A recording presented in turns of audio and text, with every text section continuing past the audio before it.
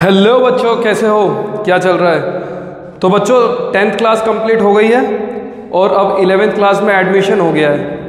तो 11th class में अगर तुम मेरे को सुन रहे हो तो पक्का तुमने या तो फिज़िक्स केमिस्ट्री मैथ्स लिए या फिज़िक्स केमिस्ट्री बायो लिए। तो आज अपन स्टार्ट करेंगे चैप्टर 1 11th क्लास का, जिसका टॉपिक है units, dimensions and error analysis. ठीक है बच्चों, units, dimension and error analysis. ठीक है, तो सबसे पहले अपन पढ़ते हैं यूनिट्स क्या होता है। यूनिट्स, ठीक है बच्चों। तो देखो यूनिट्स क्या होता है। अगर लेट से ये आप हो, ठीक है, ये आप हो एंड आप किसी शॉपकीपर के पास जाते हो।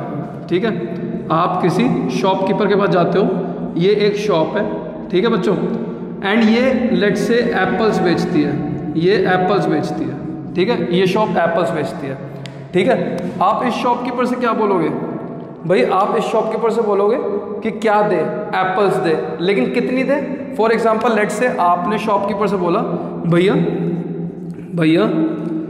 गिव मी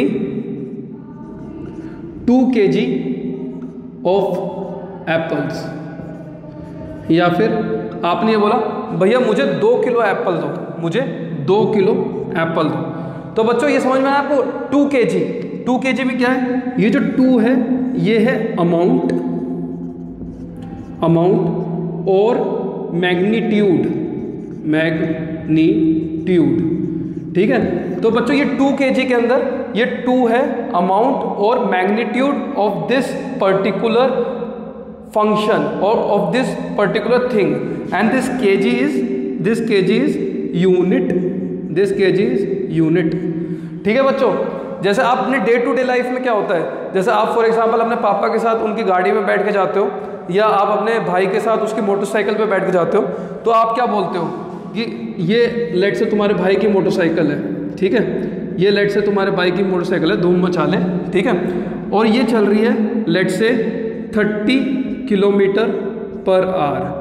ठीक है, तो बच्चों ये जो मोटरसाइकिल है जो 30 किलोमीटर पर आवर में चल रही है, तो इस मोटरसाइकिल की ये जो स्पीड है ना, ये जो स्पीड है, इसमें ये 30 क्या है? ये अगेन मैग्नीट्यूड है, ये अगेन मैग्नीट्यूड है।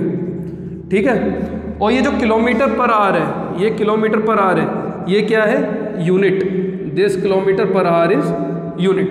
तो बच्चों अपने को समझ में आया कि इधर 2 kg भी एक यूनिट है, इधर 30 किलोमीटर पर आवर भी एक यूनिट है। तो इससे अपन को क्या समझ में आया?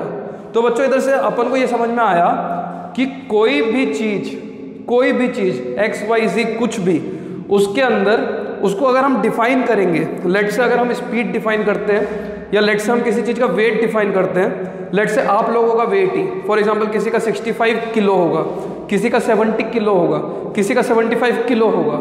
ठीक है, तो आपने क्या डिफाइन किया? आपने वेट को डिफाइन करने के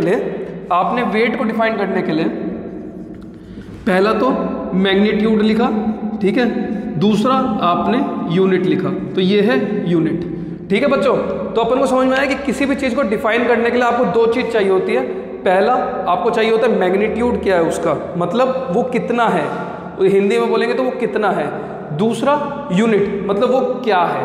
फॉर एग्जांपल स्पीड के लिए आपने बोला 30 तो मैग्नीट्यूड है और किलोमीटर पर आवर यूनिट है। आपने एप्पल्स के लिए क्या बोला? 2 तो मैग्नीट्यूड है, kg क्या है? यूनिट है। तो बच्चों समझ में आ गया आपको यूनिट क्या होती है? यूनिट आपकी जो भी चीज़ होती है उसको डिफाइन करती है।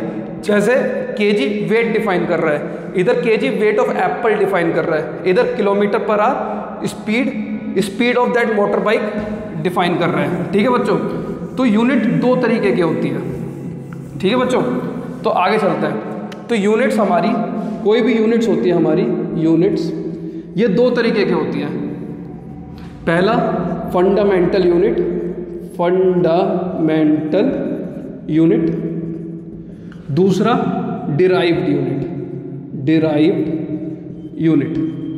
ठीक है, तो बच्चों जैसे कि आपको नाम से सजेस्ट हो रहा होगा, फंडामेंटल यूनिट क्या होती है? Fundamental unit is very fundamental in nature. भाई फंडामेंटल का मतलब क्या है?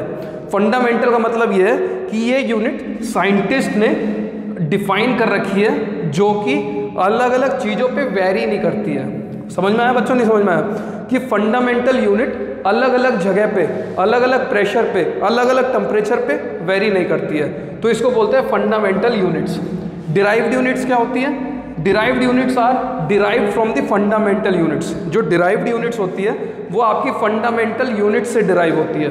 फॉर एग्जाम्पल भाई पहला जो केजी है, जो एप्पल का वेट है या जो आपके अंदर वेट है, वो एक फंडामेंटल यूनिट है, ठीक है?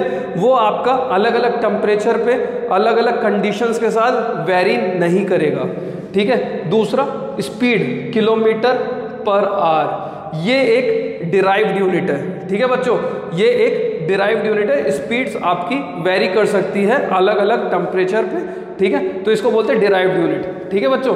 तो फंडामेंटल यूनिट 7 प्रकार की होती है। There are 7 types of fundamental units. पहला मास, दूसरा लेंथ, तीसरा टाइम, ठीक है बच्चों? तो ये 3 यूनिट तो आपको पता ही होगी भाई। पहला मास हो जाता है, दूसरा लेंथ हो जाता है, तीसरा टाइम हो जाता है। ये 3 फंडामेंटल यूनिट्स आपने अभी तक पढ़ी हुई है। इसके आगे चलते हैं। चौथा इलेक्ट्रिक करंट, पांचवा थर्मोडायनामिक्स,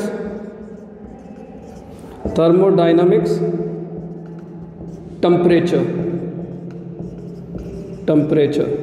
ठीक है बच्चों? इसको लिख लीजिए क्योंकि ये चीज़ आपको समझने के लिए बहुत ज़रूरी है, ठीक है? पहला क्या है? Mass, length, time, electric current, thermodynamic, temperature. छठा क्या है?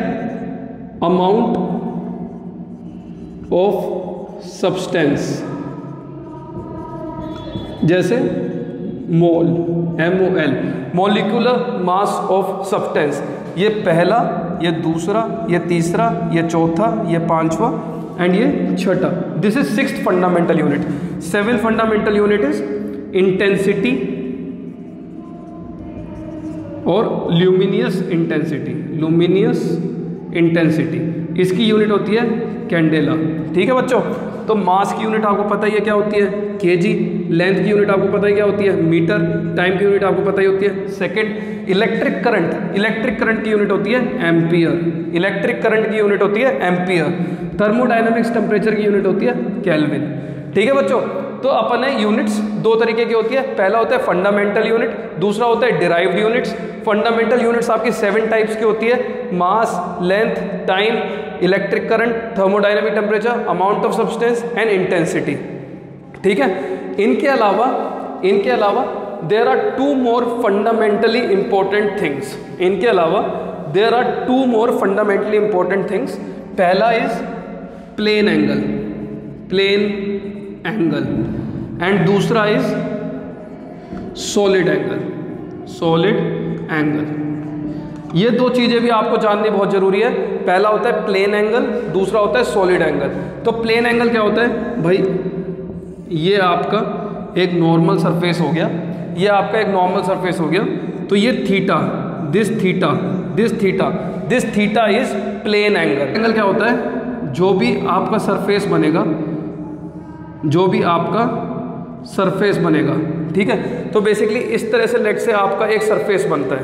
लेट से मैं कॉपी को उठाता हूँ एंड मैं इस कॉपी को कोन की तरह बना देता हूँ। इस कॉपी को मैं कोन की तरह बना देता हूँ। तो ये जैसे लेट से कॉपी को मैंने कोन की तरह बना दिया, तो ये जो एंगल है, ये वाला एंगल है, ये वाला angle, this is solid angle, ठीक है बच्चों?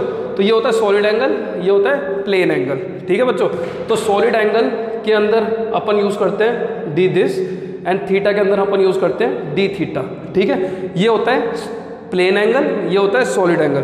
तो जो डी थीटा होता है, अगर ये वैल्यू आपकी आर होती है, ये वैल्यू आपकी डी एल होती है, तो जो आपका डी थीटा होता है वो होता है डी एल बाय आर, ठीक है? और सॉलिड एंगल के अंदर लेट से ये एरिया डी ए है, ये वाला एरिया डी ए है, तो डी ओमेगा क्या हो जाएगा?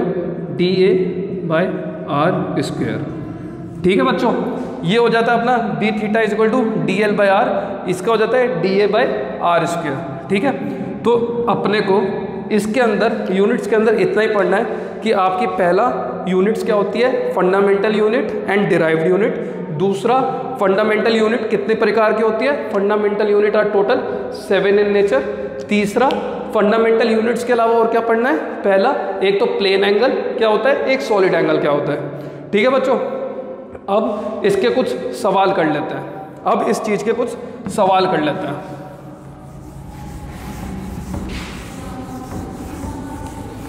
तो बच्चों बताओ कि मास क्या है। भाई मास क्या होता है, केजी होता है, मतलब this is fundamental unit. Weight क्या है, वेट क्या होता है, वेट मास इनटू एक्सेलरेशन होता है। ठीक है बच्चों, किसी भी चीज़ का वेट mg होता है, तो ये होती है आपकी derived unit, mass into acceleration due to gravity, acceleration due to gravity. ठीक है, तो आपका जो वेट होता है वो होता है mass into G which is equal to K G into metre per second square. So this is your derived unit.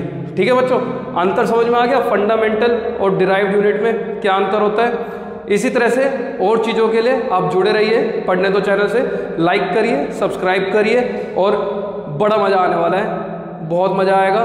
जुड़े रहिए, कोई भी दिक्कत होगी, कोई भी डाउट होएगा, अपन कमेंट सेक्शन में बात कर रहे होंगे। चलो अभी के लिए टाटा बाय बाय।